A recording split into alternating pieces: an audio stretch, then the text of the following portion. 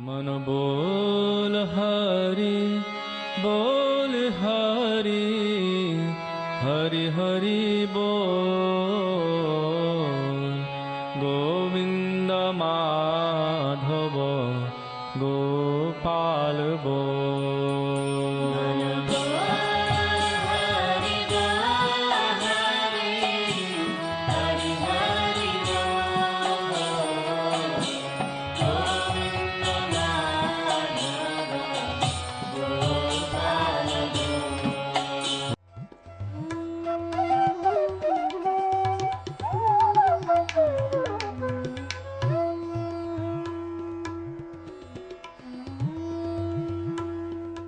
ओम विष्णुपाद अष्टोत्तर शत श्री श्रीमद् भक्ति वेदांत नारायण गोस्वामी महाराज जी का शुभ आविर्भाव सन 1921 में बिहार के बक्सर जिले में मौनी अमावस्या के दिन अर्धरात्रि में हुआ था।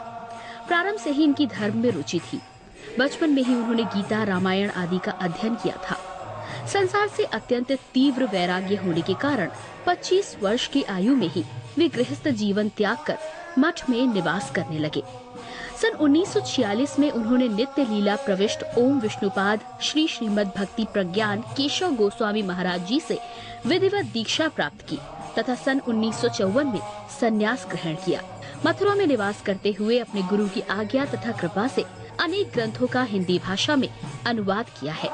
इनके प्रमुख ग्रंथ हैं श्रीमद् भगवद गीता, गीत गोविंद, जैव धर्म, वेणु गीत, भजन रहस्य, ब्रजमंडल परिक्रमा, श्री श्री वृहद भागवतामृतम। इन सभी ग्रंथों का English, Spanish, Dutch, French, German, Russian, Italian, Portuguese, Chinese आदि विश्व की अनेक भाषाओं में अनुवाद हो रहा है। लगभग पिछले 60 वर्षों से श्रील भक्ति वेदांत नारायण गोस्वामी जी महाराज ने भारत एवं विश्व के सभी प्रमुख देशों में शुद्ध भक्ति का प्रचार किया, अर्थात भक्ति योग की शिक्षा प्रदान की। श्रील गुरुदेव के भक्ति प्रचार कार्य से प्रोत्साहित होकर अमेरिका के ह्यूस्टन के मेयर द्वारा श्रीमान लीपी ब्राउन ने 31 मई सन 2003 को इन्हें ऑर्डिनरी सिटीजनशिप एवं गुडविल एम्बेसडर के सम्मान से विभूषित किया। सन 2003 में ध्वजाचार्य पीठ तथा विश्व धर्म संसद ने श्रील गुरुदेव को कृष्ण भक्ति, विश्व भर में सनातन धर्म के प्रचार प्रसार तथा ब्रजमंडल के संरक्षण एवं पुनरुद्धार हेतु अनेक अथक प्रयासों के लिए योगाचार्य की उपाधि से सम्मानित किया।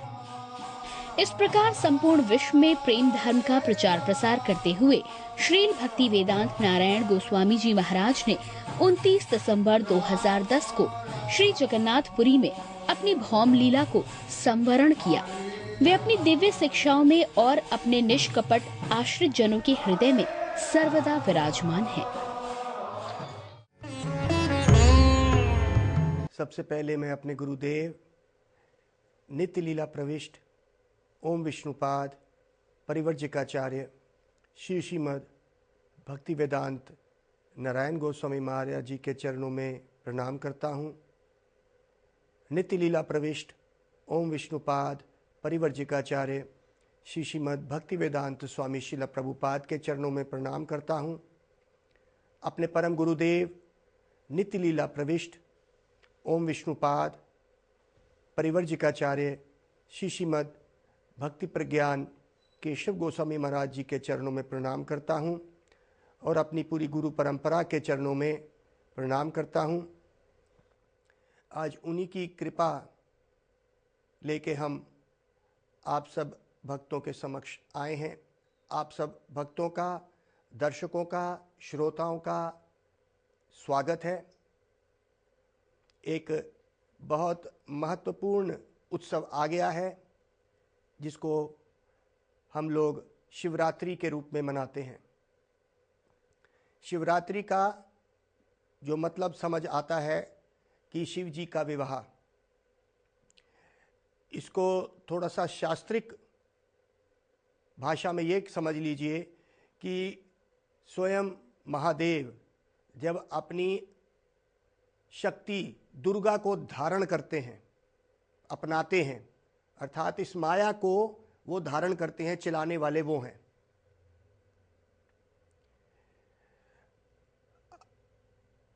कृष्ण और शिव, इनमें क्या अंतर है? हमारे ब्रह्म संहिता में ब्रह्मा जी क्या कहते हैं, शिव तत्व और कृष्ण तत्व ये क्या है, इस बात को हम समझेंगे। क्षीरम दधि विकार विशेष योगात संजायते ना तू तद अस्ति पृथकतो यम शंभुता मति समुपेत अनुपेत कार्यद गोविंदमादि पुरुषम तमहम भजामि। मैं उस गोविंद का भजन कर रहा हूं। वो क्या हुए? क्षीरम दधि विकार विशेष योगात। जिस तरह दूध से दही बनती है, कैसे बनती है? दूध में जब खटास लगती है तो वो दही बन जाती है। तो कहते हैं वही विष्णु अर्थात वही दूध, जब वो खटास लगती है, मतलब जब वो इस माया को धारण करते हैं, वो क्या बन जाते हैं? वही शिव बन जाते हैं। तो शिव तत्व जो है वो कहां से आया? स्वयं विष्णु से ही आया।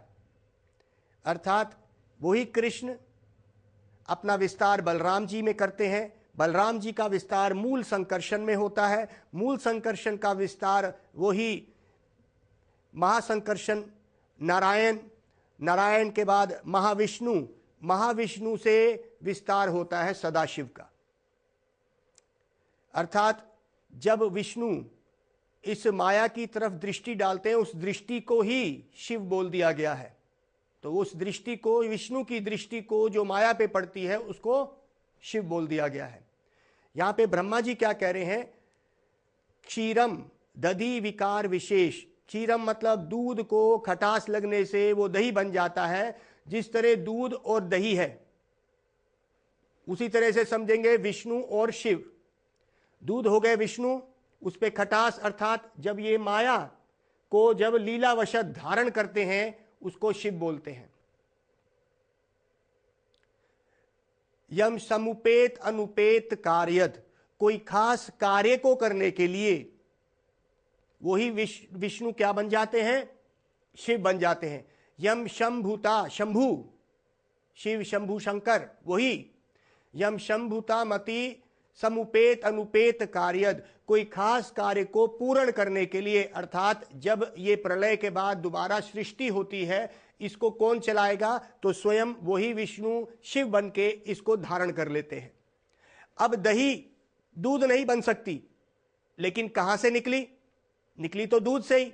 तो दूध का कारण तो स्वयं दूध था ही, लेकिन दही का कारण भी दूध बन गया। लेकिन अब क्या दही से दूध बन सकता है? नहीं। तो वो शिव अब विष्णु से ही निकले हैं। अब वो शिव जो हैं निकले कहां से? विष्णु से। तो अब उनका आकर्षण, उनका स्वाभाविक आकर्षण अपने मूल के ऊपर रहता ही है। मैं उदाहरण देके समझाता हूं कैसे। पानी का स्तोत्र क्या है? मूल क्या है? समुद्र। समुद्र से बनते हैं बादल। बादल से क्या हुआ? बारिश। बारिश गिरी कहां पे? पहाड़ों पे। पहाड़ों से बनी नदियां। नदियां कहां भाग रही हैं? वापिस अपने मूल पे भाग रही हैं, समुद्र की तरफ। कई नदियां मिलके कहां पे पहुंचती हैं? उसी समुद्र में आ जाती हैं। तो जिनका मूल स्तोत्र पानी का कहा था समुद्र, वो चाहे बादल बने चाहे वो नदियां बने, वो भाग के वहीं समुद्र की तरफ आ रही हैं। वही विष्णु से निकले हुए सदाशिव, और हमेशा वो आकर्षित रहते हैं उस विष्णु के लिए ही। हमारे श्रीमद् भागवत में विष्णु को और शिव को कैसे श्रीमद् भागवत में कहा गया है? वैष्णव नाम यथा शंभु। शंभु जैसा वैष्णव और कोई नहीं, अर्थात सबसे ऊंचे वैष्णव। वैष्णव मतलब विष्णु के भक्त हैं, स्वयं शिव। भक्त मतलब उनकी तरफ आकर्षित रहते हैं, हमेशा ललाहित रहते हैं विष्णु से मिलने के लिए। यह है स्वयं शिव। और पुराण में भी क्या कहा उन्होंने? पार्वती को क्या कहा सुनिए। आराधनानम सर्वशाम विष्णु आराधनम परम। पद्म पुराण। आराधनानम सर्वशाम, शिव जी कह रहे हैं पार्वती को, आराधनानम सर्वशाम विष्णु आराधनम परम। मता परात्रम देवी तद्या नाम समर्चानम। क्या मतलब हुआ? ओ देवी, आराधनानम, आराधना, सब तरह की आराधनाएं चल रही हैं, अर्थात पूजाएं चल रही हैं। सर्वशाम, सबसे ऊंची आराधना क्या है? तो उन्होंने कहा, शिव जी कहते हैं विष्णु आराधनम परम, सबसे ऊंची आराधना अर्थात पूजा जो है शिव विष्णु की करनी चाहिए। मता परात्रम देवी, ओ देवी, देवी मतलब पार्वती, लेकिन मेरे मत में, मता, मता मतलब मेरे, मतः मेरे मत में जो मुझे समझ आई है, परा अतरम, सबसे ऊपर जो आराधना या पूजा है, विष्णु से भी ऊपर आराधना है। मता परात्रम देवी तदीयानम समर्चानम, तदीय मतलब जो विष्णु के तदीय हो गए हैं, जो विष्णु का ही बोलते हैं, विष्णु की ही बात करते हैं, अर्थात जो विष्णु के भक्त हैं, तदीय हो गए। तदीय मतलब विष्णु के भक्त। तो शिव जी कह रहे हैं मेरे मत में विष्णु की आराधना बड़ी ऊंची है, लेकिन देवी एक असली मत जो मेरा अपना है कि विष्णु के भक्तों की आराधना करना तो विष्णु से भी ऊपर हो गया। तो शिव जी कितनी भगवान की आराधना करते हैं, आप सोच सकते हैं कि अगर आपने विष्णु भगवान कृष्ण का नाम लेना शुरू कर दिया तो शिव जी स्वयं आपको आराधित, आपकी आराधना शुरू कर देंगे। पद्म पुराण, मता परात्रम देवी तद्या नाम समर्चानम, पद्म पुराण में शिव जी ये बात बोल रहे हैं। शिव जी ने स्वयं अपनी शक्ति सती, वही पार्वती सती जो पहले जन्म में सती हैं, दूसरे जन्म में पार्वती बनती हैं और दोनों जन्म में लीलावशत शिव जी को ही धारण करती हैं। मैं थोड़ी सी कथा उसके बारे में भी बता दूंगा। हमारे पुराण में फिर से स्वयं महादेव एक वचन बोलते हैं पार्वती को। क्या वचन है? गुरवो बहावा संति शिष्य वित्त अपहरका, दुर्लभा सदगुरु देवी शिष्य संताप हरका। उन्होंने पार्वती को समझाया कि गुरु कैसा होता है। कहते गुरु, खासकर गुरु जो है कलयुग में तो बहुत गुरु मिल जाएंगे जो शिष्य के वित्त को हरते हैं। वित्त मतलब फाइनेंस, मतलब पैसे को हरने के लिए, प्रतिष्ठा को हरने के लिए बहुत सारे गुरु मिल जाएंगे। गुरावो बहावा, बह रहे हैं बहुत सारे, बहुत गुरु। संति, शिष्य वित्त अपहर का, अपहरण कर लेके शिष्य का वित्त, पैसा अपहरण कर लेंगे। दुर्लभा सदगुरु, लेकिन दुर्लभा सदगुरु देवी, वो सदगुरु मिलना बड़ा दुर्लभ है जो क्या करेगा, शिष्य के असली दुख संताप को हरेगा। ये दुख में क्या है? ये शरीर दुख भरा है, ये समाज दुख भरा है, मन से दुख, शरीर से दुख, हर वक्त दुख होता है। तो कहते हैं गुरु ऐसा होता है जो शिष्य के सारे असली दुख को हर लेता है, संताप को हरता है। संताप कितने प्रकार के हैं? अधिभौतिक, आध्यात्मिक और अधिदैविक, तीन प्रकार के। मानसिक दुख, शारीरिक दुख, दूसरी जीवात्मा का दुख, इस तरह से ये तीन प्रकार के दुख हर वक्त हमें तंग करते हैं। कभी सर्दी सता रही है, ये शारीरिक दुख है। तो स्वयं महादेव पार्वती को बता रहे हैं कि गुरु कैसा होना चाहिए जो शिष्य के संताप को हरे। और सबसे ऊंचे भक्त भी स्वयं वही हैं। जैसे मैंने कहा उनका स्तोत्र क्या है, स्वयं विष्णु ही से तो निकले हैं, वही सदाशिव।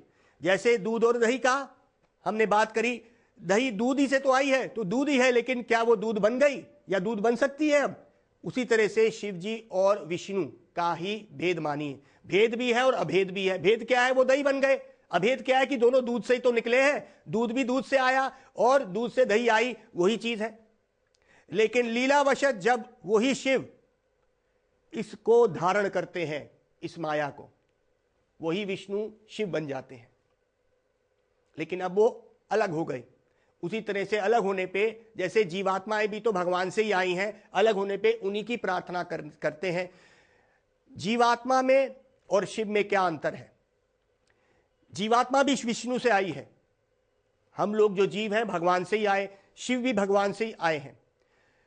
शिव जी का इस संसार में आना और एक आम जीव का इस संसार में आना जमीन आसमान का अंतर है। क्या जीवात्मा का इस संसार में माया में आना वो होता है, वो अपनी इच्छा से नहीं आती, वो अपने पुराने कर्मों से किसी 84 लाख योनियों में फेंक दी जाती है। लेकिन स्वयं शिव का आना वो लीलावशत अपनी स्वतंत्र इच्छा से इस माया को धारण करते हैं। उनको पता है कि वो धारण कर रहे हैं। हमें नहीं पता कि हम किस योनि में आएंगे, किस मां के गर्भ में हम गए। तो वो भी इस संसार में शिव जी आते हैं, लेकिन लीलावशत अपनी स्वतंत्र इच्छा से इस माया को धारण करते हैं। दुर्गा को वो धारण करते हैं शिव जी, लेकिन हमेशा ललाहित रहते हैं विष्णु की कथा सुनने के लिए, हमेशा उसी में ही स्मरण करते हैं। एक आप देखेंगे भोलेनाथ महादेव कभी भी बैठे होंगे तो समाधि में बैठे रहते हैं, और मुंड की माला डाली हुई, भस्म उन्होंने रखा हुआ, हर तरह के त्यागी हैं हमारे भोलेनाथ।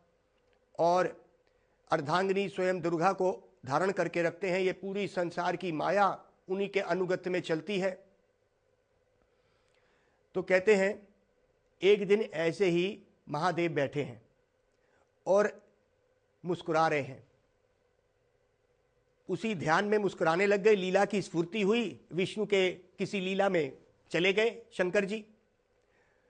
तो साथ में सती बैठी है, अर्थात जो पहले जन्म में सती है, दूसरे जन्म में पार्वती बनी है। तो सती जो दक्ष की पुत्री है, पहले जन्म में दक्ष की पुत्री रही, दूसरे जन्म में हिमालय के पुत्री के रूप में, पार्वती के रूप में आई। तो कहते हैं कि सती ने शंकर से पूछा कि प्रभु आप अपनी किस लीला में प्रवेश हुए हैं, मुस्कुरा क्यों रहे हैं? आप तो ध्यान में मग्न हैं, क्या मुस्कुरा रहे हैं? आप तो स्वयं ही त्रिलोकीनाथ हैं, आप किसका ध्यान कर रहे हैं? जब इस बात को किया तो उन्होंने उस बात में पद्म पुराण में आराधनानाम सर्वेशाम, हे देवी मैं सबसे ऊंची आराधना कर रहा हूं, इसका उत्तर उन्होंने दिया। मैं सबसे ऊंची आराधना कर रहा हूं जो भगवान विष्णु की है, और विष्णु से भी ऊपर आराधना किसकी है, मैं उसका आराधना कर रहा हूं।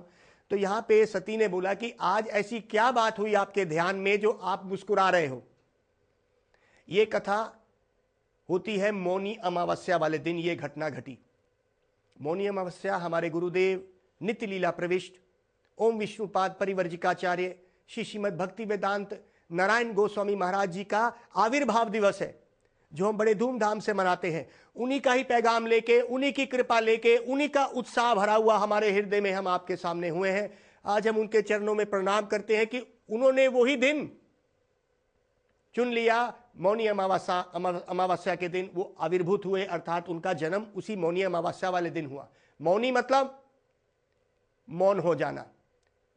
अमावस्या जब चांद नहीं होता है, अंधेरी रात में जब मौन हो गया, अर्थात आज के दिन वही शंकर शिव जी मौन हो गए। ये लीला उस दिन की है। सती जो है भगवान शिव की पत्नी, वो उनसे पूछ रही है प्रभु आप क्यों मुस्कुरा रहे हैं? पहले तो कुछ बोले नहीं, कहते नहीं मैं नहीं बता सकता। बार बार कहने पर सती ने जब अपने पति को जोर दिया तो पति ने कहा कि मैं एक रामचंद्र जी की लीला देख रहा हूं, स्वयं राम जी किस तरह की लीला कर रहे हैं। तो उन्होंने कहा कि प्रभु कौन सी लीला कर रहे हैं, मुझे भी दिखाओ ना।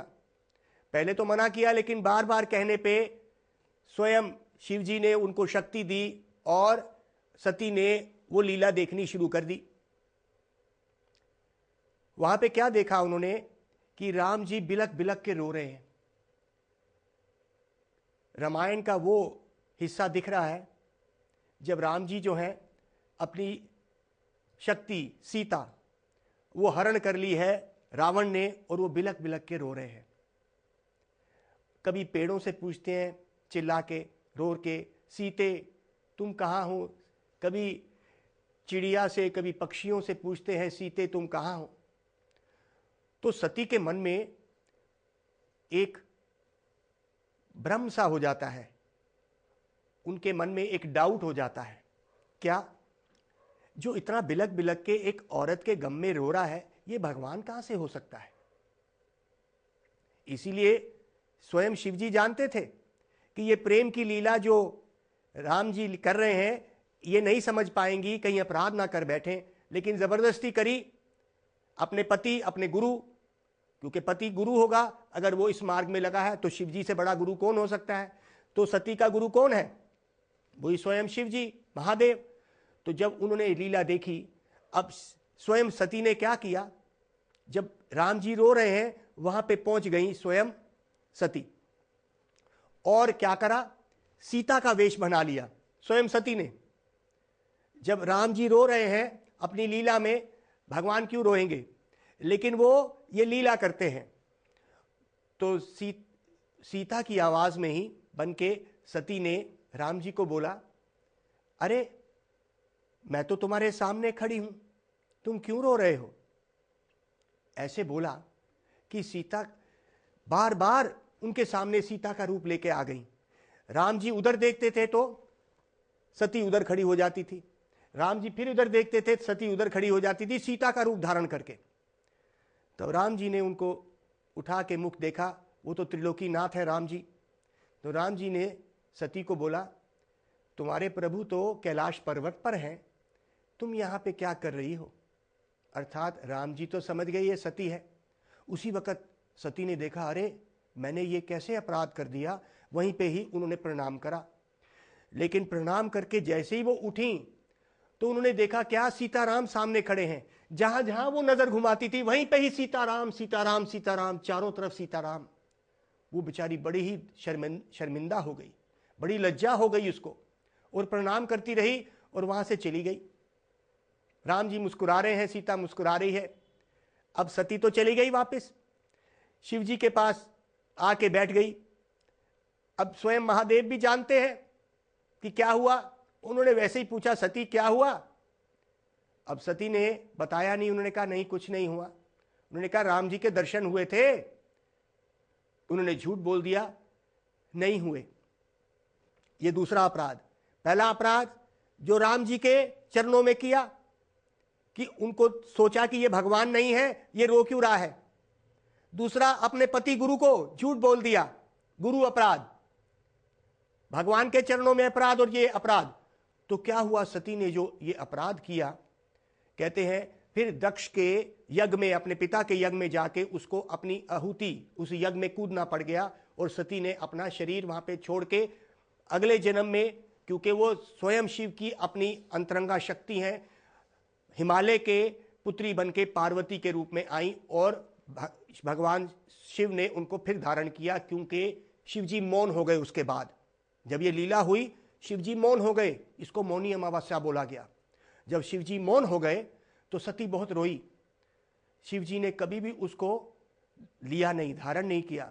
उन्होंने एक ही बात कही कि अब मैं तुम्हारा मुख नहीं देख सकता, क्योंकि तुमने सीता का वेश धारण कर लिया, जो मेरी माँ है। सीता शिव जी की माँ है, जो वो कहते हैं माँ मानते हैं हम। भगवान की पत्नी को, शिव जी को माँ, सीता को मानते हैं हमारे स्वयं शिव जी। कहते तुमने मेरी माँ का स्वरूप धारण कर लिया था, अब मैं तुम्हें अपनी अर्धांगिनी शक्ति के रूप में नहीं ग्रहण कर सकता। तो ये कथा और आगे आती है कि दक्ष के यज्ञ में गई सती और उन्होंने वहां पे शरीर त्यागा और अगले जन्म में पार्वती बन के आई। ये पूरे का जो लीला हुई ये था कि भगवान स्वयं शिव जो हैं किसकी आराधना कर रहे हैं, भगवान राम की, कृष्ण की लीला में प्रवेश करना चाहते हैं। हमारे वृंदावन में गोपेश्वर महादेव के रूप में, और हमारे ब्रज के जितने भी स्थान हैं, गोपेश्वर महादेव और कामेश्वर महादेव, इसके महादेव के रूप में ब्रज में हर जगह स्थापित हैं। क्यों? क्योंकि वो ललाहित रहते हैं, हमेशा ललाहित रहते हैं। ऐसी एक कथा है, जैसे राम जी की कथा में वो हमेशा प्रवेश करना चाहते हैं, उनकी लीलाओं में उनकी इच्छा रहती है कि ये रास लीला में भी मैं प्रवेश करूं। तो शिव जी की बड़ी इच्छा थी कि मैं कभी रास लीला में प्रवेश करूं। आज भी वो कथा वहां पे ब्रजवासी और हमारे शास्त्रों में है कि गोपेश्वर महादेव, गोपियां जिनकी ईश्वर हैं, उस रूप में आज भी गोपेश्वर महादेव की सेवा की जाती है। अर्थात अगर किसी को उस ब्रज के रस में जाना है, जब तक स्वयं शिव जी की कृपा नहीं मिलेगी उस ब्रज के रस में, उस रास लीला में प्रवेश नहीं हो सकता। ये समझेंगे कैसे? एक दिन स्वयं पूर्णमासी के सामने शिव जी आए हैं और प्रार्थना कर रहे हैं कि उस रास लीला में मुझे देखने दो क्या होता है, किस तरह हजारों लाखों गोपियां कृष्ण के साथ नाचती हैं। शिव जी का मन किया, ये पुराणों की कथा है। तो शिव जी ने जो योग माया है उनको प्रार्थना करी। योग माया ने कहा अच्छा ठीक है, तुम दूर से देखो, लेकिन बिना गोपी का रूप बनाए तुम में प्रवेश नहीं हो सकता, क्योंकि कोई भी पुरुष अंदर प्रवेश नहीं कर सकता, सिर्फ कृष्ण ही एक पुरुष है, बाकी सब गोपियां हैं। तो योग माया ने उनका स्वरूप बदल के एक गोपी बना दिया, गोपेश्वर महादेव। अब वो गोपेश्वर महादेव गोपी के रूप में लिपस्टिक लगा के और बड़ी सुंदर साड़ी डाल के प्रवेश कर गए। लेकिन कृष्ण ने तो पहचान लिया रात से पहले ही, बोला कि अरे भाई कोई भी जाति आ गया, कौन है यहाँ पे। वहीं पे पकड़ लिया गोपियों ने उसी शिव जी को जो गोपी बन के आ गए और मसलने लगे उनके गाल, जोर जोर से रोने लग गए शिव जी।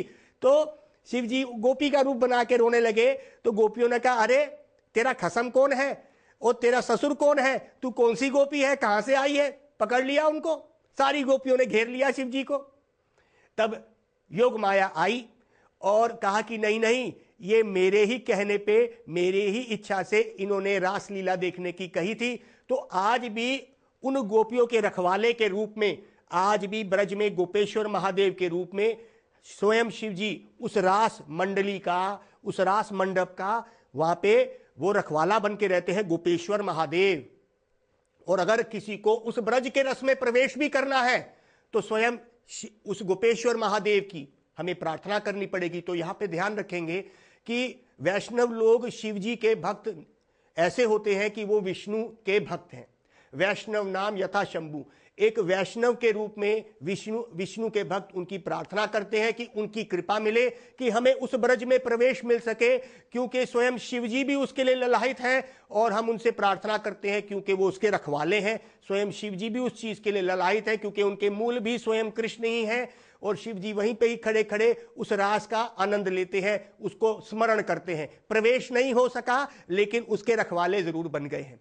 तो हम उन गोपेश्वर महादेव के चरणों में प्रणाम करते हैं और स्वतंत्र रूप में शिव जी की प्रार्थना नहीं करते हैं। वैष्णव लोग ये समझते हैं कि वो विष्णु के भक्त हैं उस रूप में, और स्वतंत्र रूप में ब्रह्मा शिव ऐसे देवी देवताओं की पूजा करना एक अपराध है। वो शिव जी भी स्वयं खुश नहीं होंगे, वो उन्हीं के भक्त हैं, उन्हीं को ही प्रार्थना पहुंचती है। तो हम उनके चरणों में प्रार्थना करते हैं और उस ब्रज में प्रवेश के लिए इस महामंत्र को दोबारा गाइए। हरे कृष्णा कृष्णा कृष्णा हरे हरे, हरे राम राम राम हरे हरे। गौर प्रेमानंदे हरि हरि बोल। मन बोल हरि बोल।